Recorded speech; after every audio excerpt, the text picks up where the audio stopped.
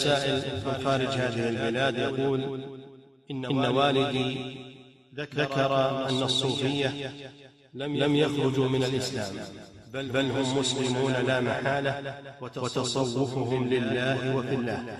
سؤاله: ما معنى الصوفية وما حكمهم؟ الصوفية في الأصل هي الاجتهاد في العبادة، الاجتهاد في العبادة هذا أصلها، ولكنها زادت بعد ذلك ووصلت إلى الإلحاد، وصلت إلى الشرك، وصلت إلى لأن أصل البدعة ما في خير، أصل البدعة ما في خير. فلما كان أصل التصوف مبتدعا أنتج هذه الأشياء. ليس المتصوفة على حد سواء، قلنا أن كل المتصوفة كفار، لا، لكن نقول أن التصوف أصله مبتدع، والابتداع يتطور، لأن الابتداع من الشيطان يدعو إليه فيطورهم شيئا فشيئا. هذا الذي حصل للصوفية، تقدموهم عباد مثل بشر الحافي والفضيل بن عياض، هذول عباد مشهورون، وإن كان يعني اجتهادهم في العبادة والتقشف لا يوافقون عليه.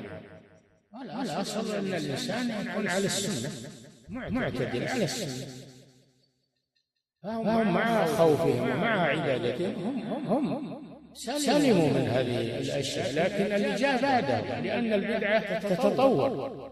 الله جل وعلا يقول: ولا تتبعوا خطوات الشيطان يخطو ببني آدم شيئا فشيئا. شو سوى قوم نوح؟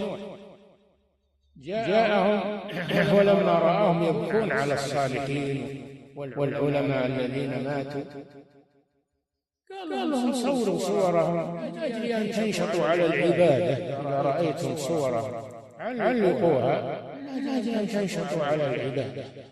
طيب صوروها وعلقوها، لكن هذا الجيل فيه علماء ما تمكن الشيطان من نقلهم إلى الشرك، لأن فيهم علماء، لكن فعلوا شيئا غير مشروع، وهو تعليق الصور.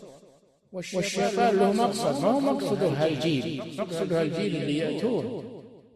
أسس البدعة، ولما مات العلماء ومات هذا الجيل جاء إلى المتأخرين قال: إن آباءكم ما نصبوا هذه الصور إلا ليعبدوها، وبها كانوا يسقون المطر فعبدوها من دون الله فأشركوا بالله. أول شرك حدث في الأرض هو هذا.